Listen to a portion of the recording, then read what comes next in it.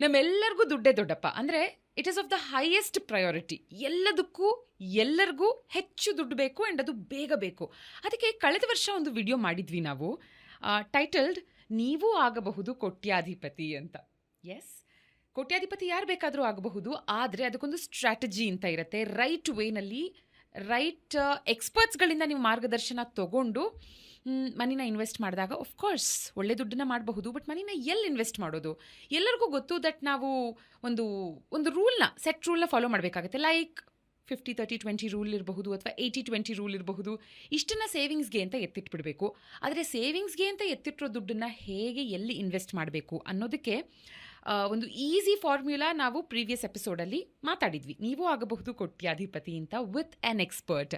ಅದೇ ಎಕ್ಸ್ಪರ್ಟ್ನ ಇವತ್ತು ಮತ್ತೆ ನಾನು ಶೋಗೆ ಕರ್ಕೊಂಬಂದಿದ್ದೀನಿ. ಯಾಕಂದರೆ ಈ ವಿಡಿಯೋನ ಅಪ್ ಮಾಡಿದ ಮೇಲೆ ಸಿಕ್ಕಾಪಟ್ಟೆ ವ್ಯೂಸ್ಗಳನ್ನು ವಿಡಿಯೋ ಪಡ್ಕೊಂಡಿದ್ದಷ್ಟೇ ಅಲ್ಲ, ಎಂಗೇಜ್ಮೆಂಟ್ ಕೂಡ ಅಷ್ಟೇ ಇತ್ತು. ಅಂದರೆ ಜನ ಅದರ ಕೆಳಗೆ ಸಾಕಷ್ಟು ಜನ ಕಮೆಂಟ್ ಮಾಡಿ ನಿಮ್ಮ ಕ್ವೆಶ್ಚನ್ಸ್ಗಳನ್ನು ಕೇಳಿದ್ರಿ. ಇಂಟರ್ವ್ಯೂ ಸಖತ್ತಾಗಿದೆ ಅಂತ ಹೇಳಿ ನಿಮ್ಮ ಸಾಕಷ್ಟು ಡೌಟ್ಸ್ಗಳೇನಿತ್ತು ನೆಕ್ಸ್ಟ್ ಎಪಿಸೋಡಲ್ಲಿ ಇದಕ್ಕೆ ಉತ್ತರ ಬೇಕು ಅಂತ ಹೇಳಿದ್ರಿ. So here I am with C.A. Rudramurthy sir, investment expert. ಇವರು chartered accountant, author of mind, market and ಮನಿ.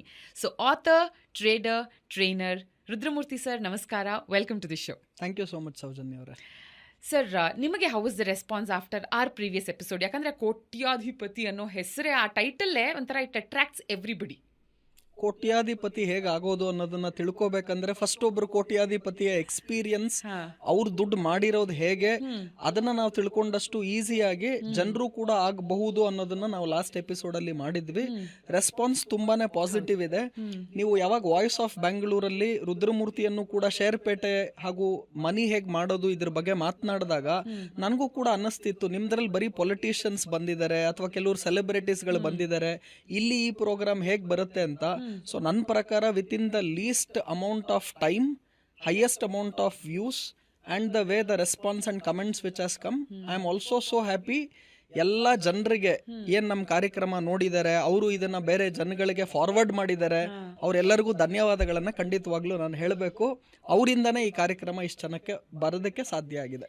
ನಮ್ಮ ಇಂಡಿಯನ್ ಎಜುಕೇಷನ್ ಸಿಸ್ಟಮ್ ಅಲ್ಲಿ ಏನಾದರೂ ಒಂದು 2-3 ವಿಷಯಗಳನ್ನ ಬದಲಾಯಿಸಬೇಕು ಅಂತಿದ್ರೆ ಸರ್, ನನ್ನ ಪ್ರಕಾರ history, the way it is shown, ಅದನ್ನು ಖಂಡಿತ ಬದಲಾಯಿಸಲೇಬೇಕು. It has to be rewritten. And ಮತ್ತೊಂದು, ಫೈನಾನ್ಷಿಯಲ್ ನಾಲೆಡ್ಜ್ನ ಮಕ್ಕಳಿಗೆ ಅರ್ಲಿಯರ್ ಡೇಸಿಂದಾನೇ, ಅಂದರೆ ಸ್ಕೂಲ್ ಡೇಸಿಂದಲೇ ಅದನ್ನು ನಾವು ಇಂಪ್ಲಿಮೆಂಟ್ ಮಾಡ್ತಾ ಬರಬೇಕು. ಕರಿಕ್ಯುಲಮಲ್ಲಿ ಅದನ್ನ ಆ್ಯಡ್ ಮಾಡಬೇಕು is what I feel.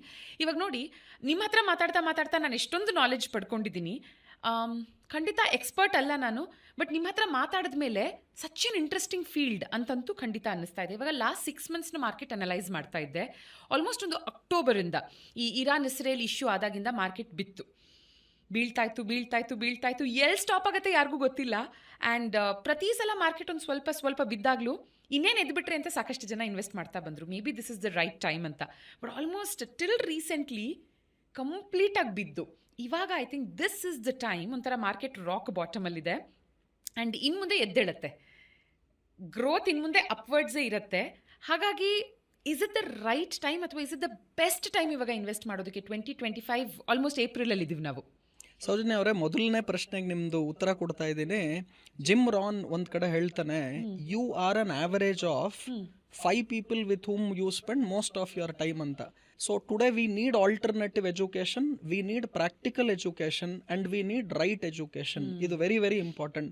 Market ಬಗ್ಗೆ ಮಾತನಾಡಬೇಕು ಅಂದರೆ ಮೊದಲನೇದಾಗಿ ಲಾರ್ಜ್ ಕ್ಯಾಪ್ ಕ್ಷೇತ್ರದ ಶೇರ್ಗಳನ್ನು ತಾವು ನೋಡೋದಾದ್ರೆ, ಅಂದರೆ ದೊಡ್ಡ ಕಂಪನಿಗಳು, ಆ ಕಂಪನಿಗಳಲ್ಲೇನೆ 40-50% ಇಳಿಕೆಯನ್ನು ಕೇವಲ 6 ತಿಂಗಳಲ್ಲಿ ನೋಡಿದ್ದೀವಿ.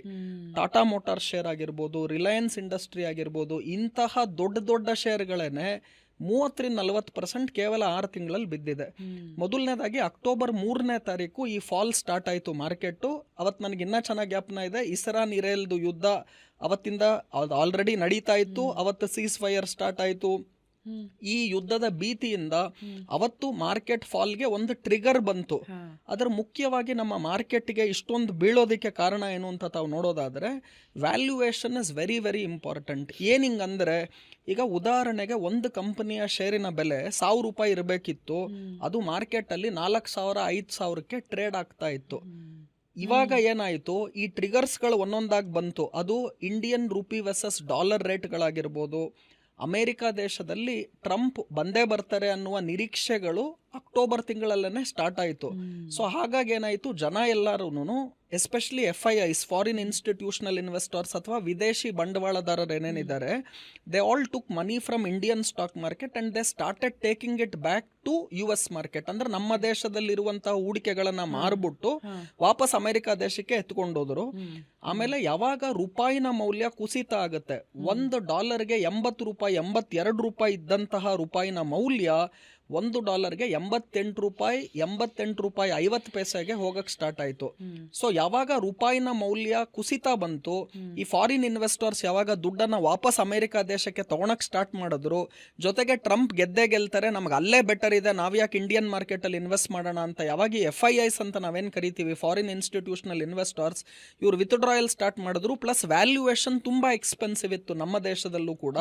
ಹಾಗಾಗಿ ಶೇರ್ ಮಾರ್ಕೆಟ್ 6 ತಿಂಗಳಲ್ಲಿ ಲಾರ್ಜ್ ಕ್ಯಾಪ್ ಕ್ಷೇತ್ರದಲ್ಲಿ ನಿಫ್ಟಿ ಮತ್ತೆ ಸೆನ್ಸೆಕ್ಸ್ ನೀವು ನೋಡಿದ್ರೆ 15ರಿಂದ 20% ಬಿದ್ದಿದೆ ಅಂತ ಹೇಳ್ತಾರೆ. ಆದರೆ ಲಾರ್ಜ್ ಕ್ಯಾಪ್ ಕ್ಷೇತ್ರದ ಅನೇಕ ಶೇರ್ಗಳು 30-40% ಬಿದ್ದರೆ, ಮಿಡ್ ಕ್ಯಾಪ್ ಮತ್ತೆ ಸ್ಮಾಲ್ ಕ್ಯಾಪ್ ಸೆಕ್ಟಾರ್ಸ್ಗಳಲ್ಲಿ 10-50% ಶೇರ್ಗಳಲ್ಲಿ ಇಳಿಕೆಯನ್ನ ಕಂಡಿದ್ದೀವಿ. ಆಮೇಲೆ ನಾನು ರೀಸೆಂಟ್ ಒಂದು ಸ್ಟಡಿಯಲ್ಲಿ ಭಾರತ ದೇಶದ ದಿಗ್ಗಜರು ಯಾರ್ಯಾರಿದ್ದಾರೆ, ಇನ್ಕ್ಲೂಡಿಂಗ್ ಲೇಟ್ ರಾಕೇಶ್ ಜುಂಜುನ್ವಾಲಾ, ಮಧುಸೂದನ್ ಕೇಲಾ, ರಾಮದೇವ್ ಅಗರ್ವಾಲ್, ಈ ತರ ರಾಧಾಕಿಶನ್ ದಮಾನಿ, ಈ ತರ ಅನೇಕ ಜನ ಟಾಪ್ 10 ಸ್ಟಾಕ್ ಮಾರ್ಕೆಟ್ ಇನ್ವೆಸ್ಟರ್ಸ್ ಭಾರತ ದೇಶದಲ್ಲಿ ಯಾರ್ಯಾರಿದ್ದಾರೆ, ಅವರ ಪೋರ್ಟ್ಫೋಲಿಯೋಗಳು, Rakesh Jhunjhunwala portfolio was once down 57%. ಅಂದ್ರೆ 100 ರೂಪಾಯಿ ಇದ್ದಿದ್ದು 43 ರೂಪಾಯಿಗೆ ಬಂದಿತ್ತು ಅವ್ರ ಪೋರ್ಟ್ಫೋಲಿಯೋ. ಆವರೇಜ್ ಆಗಿ 30-50% ಫಾಲ್ ಆಗಿದೆ. ನೀವು ನಿಫ್ಟಿ ಸೆನ್ಸೆಕ್ಸ್ ನೋಡಿಕೊಂಡು ಪೋರ್ಟ್ಫೋಲಿಯೋನ್ ಮೆಜರ್ ಮಾಡಬೇಡಿ, ಯಾಕೆಂದ್ರೆ ಮಿಡ್ ಕ್ಯಾಪ್ ಸ್ಮಾಲ್ ಕ್ಯಾಪ್ ಕ್ಷೇತ್ರದ ಶೇರ್ಗಳಲ್ಲಿ ಆವರೇಜ್ ಆಗಿ 30-50% ಫಾಲ್ ಆಯಿತು. ಸೊ ಇದು ಒಂದ್ ಕಡೆ ಆಯಿತು. ಅಂದ್ರೆ ಇನ್ನೊಂದು ಕಡೆ ನಾನು ಹೇಳ್ತಾ ಇದ್ದೆ, ಯಾರಾನ 6 ಮಂತ್ಸ್ ಈ ಕಳೆದ 6 ತಿಂಗಳಲ್ಲಿ ದುಡ್ಡು ಮಾಡಿದೀನಿ ಅಂತ ಯಾರಾನ ಹೇಳಿದ್ರೆ, ಅದು ನೀವು ಆಪ್ಷನ್ ಬೈಯಿಂಗ್ ಮಾಡಿ, ಆಪ್ಷನ್ ಸೆಲ್ಲಿಂಗ್ ಮಾಡಿ, ಫ್ಯೂಚರ್ಸ್ ಬೈಯಿಂಗ್ ಮಾಡಿ, ಫ್ಯೂಚರ್ ಸೆಲ್ಲಿಂಗ್ ಮಾಡಿ, ಇಂಟ್ರಾಡೇ ಮಾಡಿ, ಪೊಸಿಷನಲ್ ಮಾಡಿ, ಫಂಡಮೆಂಟಲ್ ಫಾಲೋ ಮಾಡಿ, ಟೆಕ್ನಿಕಲ್ ಫಾಲೋ ಮಾಡಿ, ಏನೇ ಮಾಡಿ, ಕಳೆದ 6 ತಿಂಗಳಲ್ಲಿ ಯಾರಾನ ದುಡ್ಡು ಮಾಡಿದ್ದಾರೆ ಅಂತಂದ್ರೆ ಶೇರ್ ಮಾರ್ಕೆಟ್ ಅಲ್ಲಿ, they should either be god ಅಥವಾ they should be a liar, ಸುಳ್ಳೇಳವರು. ಸೊ ನಾನೇನ್ ಹೇಳ್ತಿದ್ದೀನಿ, ಇಂತಹ ಕರೆಕ್ಷನ್ ಮಾರ್ಕೆಟ್ಗೆ ಬೇಕಾಗಿತ್ತು. ಕೋವಿಡ್ ಆದ ನಂತರ ಯಾರೂ ಕೂಡ ಮಾರ್ಕೆಟ್ ಅಲ್ಲಿ ಈಸಿಯಾಗಿ ದುಡ್ಡು ಮಾಡ್ಬಿಡ್ಬೋದು ಅಂತಿದ್ದವ್ರೆಲ್ಲರಿಗೂ ಕೂಡ ಇವತ್ತು ಪಾಠ ಕಲ್ತಿದೆ. ಅನೇಕ ಜನ ನಾನು ಕೆಲ್ಸಕ್ಕೆ ಹೋದ್ರೆ ಸುಮ್ಮನೆ ಒಂದು 25-30 ಸಾವಿರ ಸಂಬಳ ಬರುತ್ತೆ, ಅದ್ರ ಬದಲು ಮನೇಲಿ ಕುತ್ಕೊಂಡು ನಾನೇ ಇಂಟ್ರಾಡೇ ಟ್ರೇಡ್ ಮಾಡೋಣ, ಇಲ್ಲ ಒಂದು ಮೊಬೈಲ್ ಆ್ಯಪ್ ನೋಡಿಕೊಂಡು ಯಾವುದೋ ಒಂದು ಲೋನ್ ಬರುತ್ತೆ, ಆಮೇಲೆ ಪೇ ಮಾಡ್ಬೋದು, ಬೈ ನೌ ಪೇ ಲೇಟರ್ ಥರ ಎಲ್ಲ ಮಾಡಿ ಏನೇನೋ ಈಸಿ ಮನಿ ಮಾಡಬಹುದು ಅಂತ ಯಾರ್ಯಾರು ಮಾಡಿದ್ರಲ್ವಾ, they all lost money heavily. ಆಮೇಲೆ ವಾರನ್ ಬಫೆಟ್ ಒಂದ್ ಕಡೆ ಹೇಳ್ತಾರೆ, number 1 reason why people don't make money or they don't become rich, ಯಾಕೆ ಅವ್ರು ಸಾಹುಕಾರ ಆಗಲ್ಲ ಅಂದ್ರೆ, no one wants to make money slowly. Hard work ಇಲ್ಲದೆ, ಎಕ್ಸ್ಪೀರಿಯನ್ಸ್ ಎಕ್ಸ್ಪರ್ಟೈಸ್ ಇಲ್ಲದೆ, ಗಾಡ್ಸ್ ಗ್ರೇಸ್ ಇಲ್ಲದೆ ಯಾರೂ ಕೂಡ ಯಾವುದೇ ಫೀಲ್ಡಲ್ಲಿ ಸಕ್ಸಸ್ ಕಾಣೋದಕ್ಕೆ ಸಾಧ್ಯ ಇಲ್ಲ. So to even in stock market. So ಈ ಎಲ್ಲ ಕಾರಣಗಳಿಂದ ಮಾರ್ಕೆಟ್ ಬಿತ್ತು. ಮೈನ್ ವ್ಯಾಲ್ಯೂಯೇಷನ್ ಕನ್ಸರ್ನ್ ಇತ್ತು, ರೂಪಾಯಿನ ಮೌಲ್ಯದ ಕುಸಿತ ಇತ್ತು, ಫಾರಿನ್ ಇನ್ಸ್ಟಿಟ್ಯೂಷನಲ್ ಇನ್ವೆಸ್ಟರ್ಸ್ ಅವರ ದುಡ್ಡುಗಳನ್ನು ವಾಪಸ್ ತೊಗೊಂಡು ಹೋದರು. FII ಸೆಲ್ಲಿಂಗ್ ಹತ್ತತ್ರ 3 ಲಕ್ಷ ಕೋಟಿ ರೂಪಾಯಿಗಳಿಗೆ ಈ ಪೀರಿಯಡಲ್ಲಿ FII ಸೆಲ್ ಮಾಡಿದ್ರು. ಇದೆಲ್ಲ ಆದಮೇಲೆ ಮೇಯ್ನ್ ಆಗಿ ಇವನ್ ಕಾರ್ಪೊರೇಟ್ ಅರ್ನಿಂಗ್ಸ್ ಅಂದರೆ ನಮ್ಮ ಕಂಪನಿಗಳ ಅರ್ನಿಂಗ್ಸ್ ಏನಿದೆ ಅದರಲ್ಲೂ ಭಾರಿ ಪ್ರಮಾಣದ ಕುಸಿತವನ್ನು ನಾವು ಕಂಡ್ವಿ.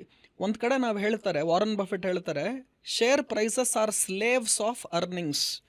ಅಂದರೆ ಯಾವುದೇ ಒಂದು ಶೇರಿನ ಬೆಲೆ ಮೇಲ್ ಹೋಗಬೇಕು ಅಂದರೆ ಆ ಕಂಪನಿಯ ಲಾಭಾಂಶ ಮೇಲ್ ಹೋಗಬೇಕು. ಸೊ ಕಂಪನಿ ಪ್ರಾಫಿಟೇ ಮಾಡಲ್ಲ, ಲಾಭಾಂಶನೇ ಮಾಡ್ತಾ ಇಲ್ಲ ಅಂದರೆ ಶೇರ್ ಬೆಲೆ ಮೇಲ್ ಹೋಗೋದಕ್ಕೆ ಸಾಧ್ಯನೇ ಇಲ್ಲ. So stock prices are slaves of earnings ಇರಬೇಕು ಮೈನಾಗೆ. ಸೊ ವ್ಯಾಲ್ಯೂಯೇಷನ್ ಮತ್ತು earnings very very important. Share price ಮೇಲೆ ಹೋಗಬೇಕು ಅಂದರೆ ಒಂದು PE ಅಂತ ನಾವು ಕರಿತೀವಿ, price earning ratio. So PE ಜಾಸ್ತಿ ಆಗಬೇಕು, ಅರ್ನಿಂಗ್ಸ್ ಜಾಸ್ತಿ ಆಗಬೇಕು, ಇದರಿಂದ ಶೇರು ಜಾಸ್ತಿ ಆಗುತ್ತೆ. ಯಾವಾಗ PE ಕಡಿಮೆ ಆಗುತ್ತೆ ಅಥವಾ ಅರ್ನಿಂಗ್ಸ್ ಕಡಿಮೆ ಆಗುತ್ತೆ, ಶೇರು ಬೀಳುತ್ತೆ. ಸೊ ನಮ್ಮ ದೇಶದಲ್ಲಿ ಎಸ್ಪೆಷಲಿ ಸೆಪ್ಟೆಂಬರ್ ಟೈಮಲ್ಲಿ ಏನಾಗಿತ್ತು, ಮಾರ್ಕೆಟು ಪೀಕಲ್ಲಿತ್ತು. ನಿಫ್ಟಿ 26,200 ಇತ್ತು, ಸೆನ್ಸೆಕ್ಸ್ 88,000 90,000 ಹತ್ತತ್ರ ಬಂದಾಗ ಅರ್ನಿಂಗ್ಸ್ ಪ್ರಾಬ್ಲಮ್ ಅಲ್ಲಿ ಬಂತು.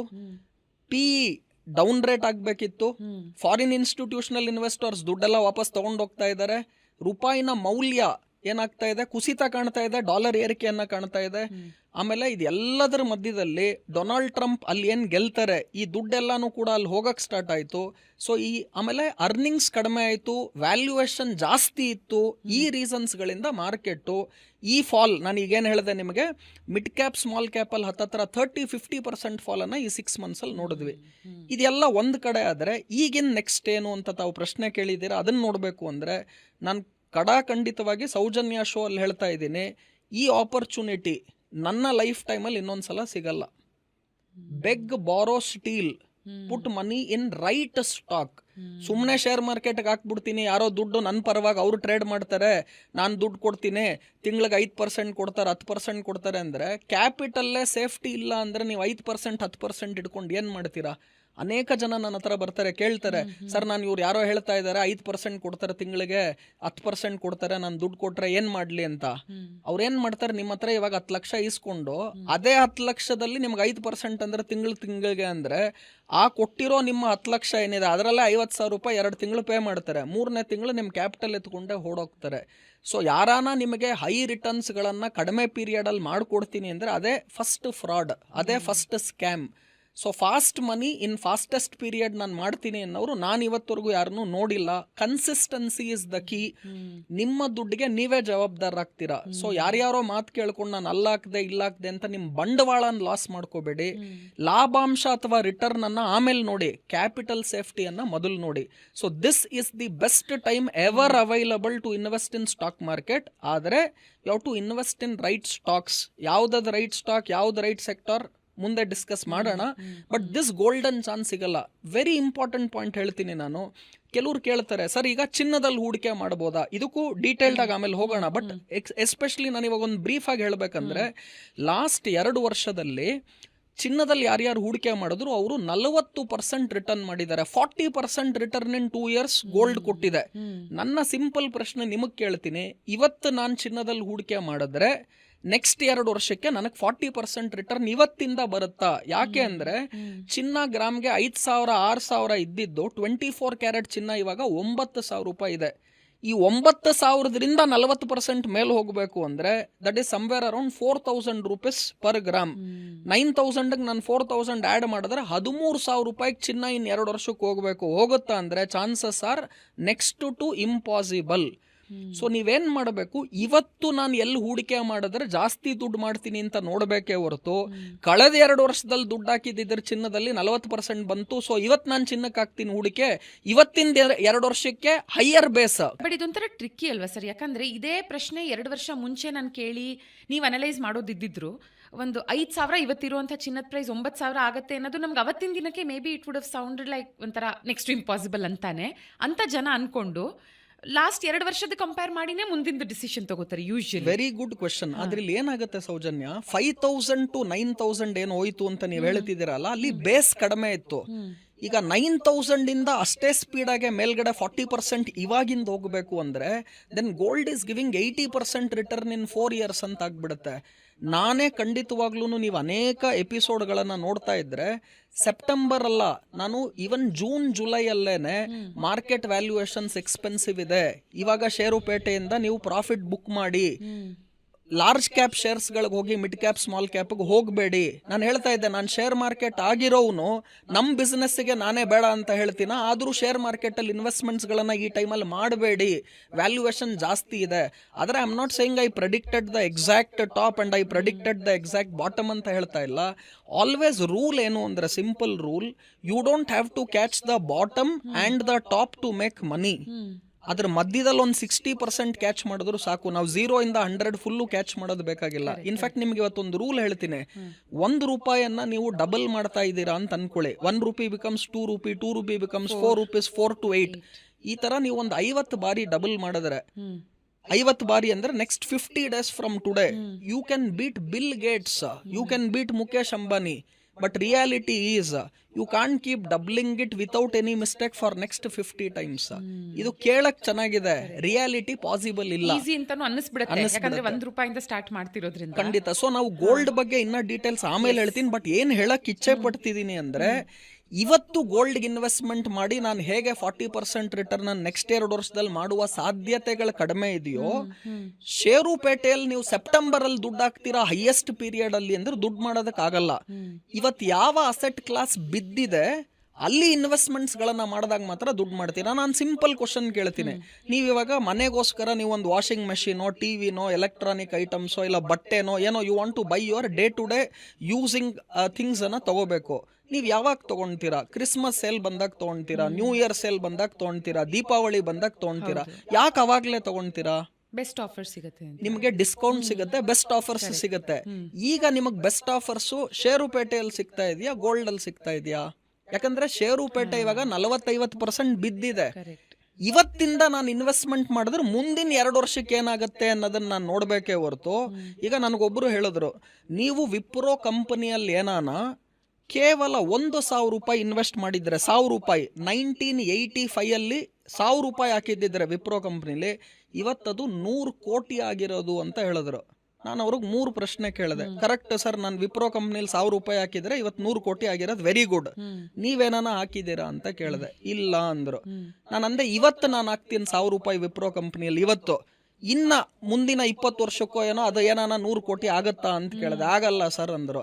ಮತ್ ನೆಕ್ಸ್ಟ್ ವಿಪ್ರೋ ಕಂಪನಿ ಯಾವ್ದು ಇವಾಗ ಹೇಳಿ ಅಂದೆ. ನನಗೆ ಗೊತ್ತಿಲ್ಲ ಸರ್ ಅಂದ್ರು. ಸೊ ಹಳೆ ಕತೆ ಕೇಳ್ಕೊಂಡು ಏನ್ ಮಾಡ್ತೀರಾ ಅಂತ ಹೇಳಿದೆ.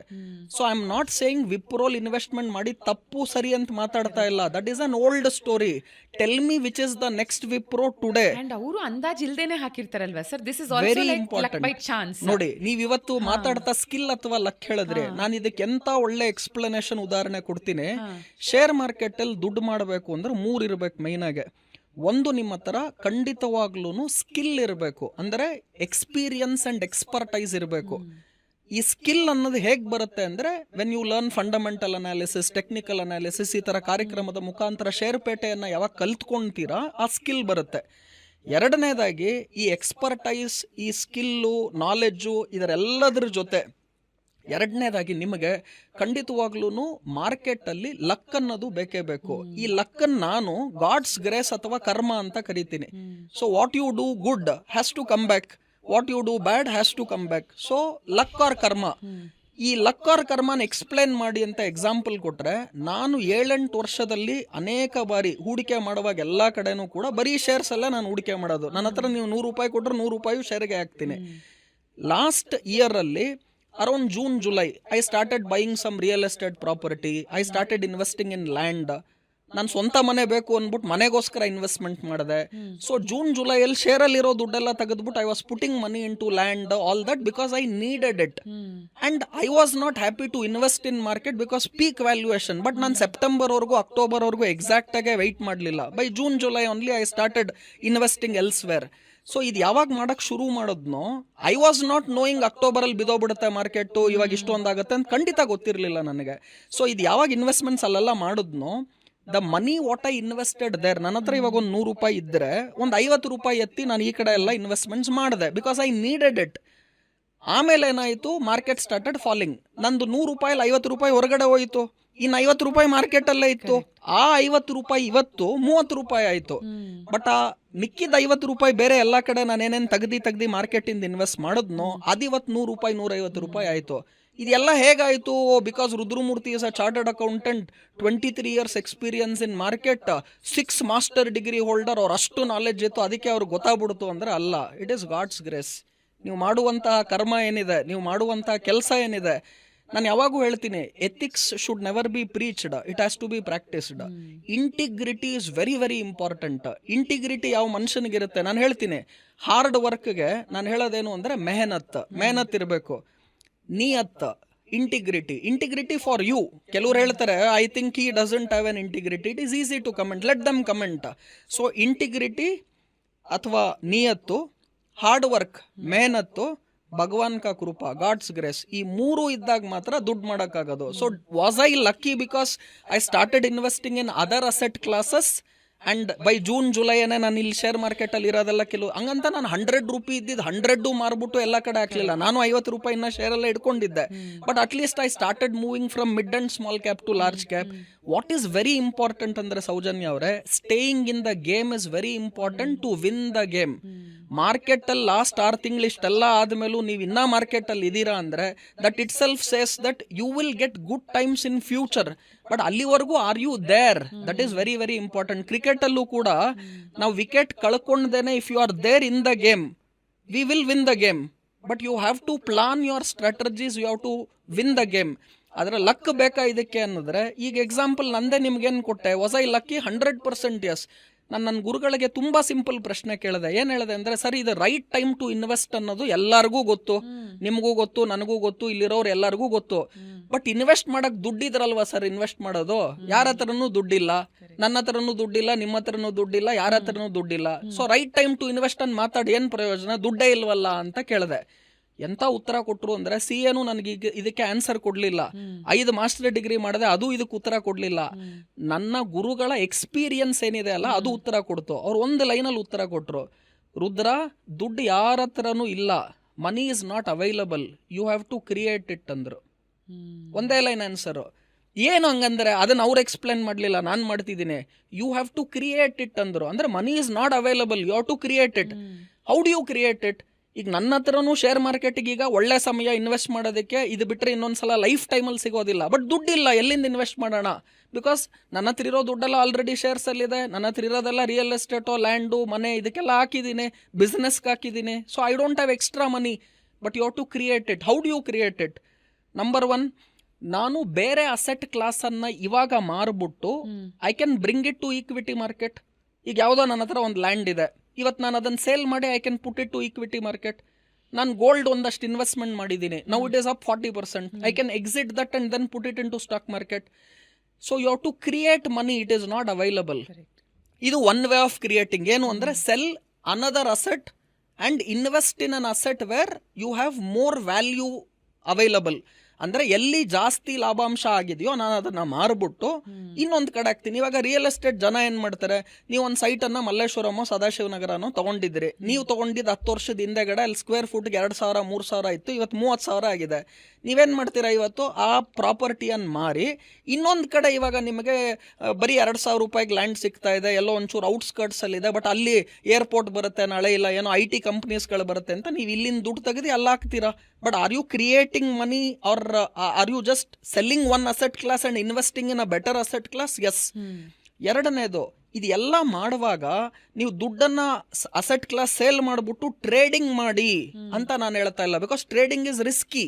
ಇನ್ವೆಸ್ಟ್ಮೆಂಟ್ ಮಾಡಿ ಅಂತ ಹೇಳ್ತಿದ್ದೀನಿ. ಆಮೇಲೆ ನಾನು ಟ್ರೇಡಿಂಗ್ ಮಾಡ್ತೀನಿ, ಆದರೆ I trade and risk my profit. I don't trade and risk my capital. ಬಂಡವಾಳ ನಾನು ರಿಸ್ಕ್ ಮಾಡಲ್ಲ, ಲಾಭಾಂಶವನ್ನ ರಿಸ್ಕ್ ಮಾಡ್ತೀನಿ. Not taking risk is the biggest risk of life. But you have to take calculated risk, not foolish risk.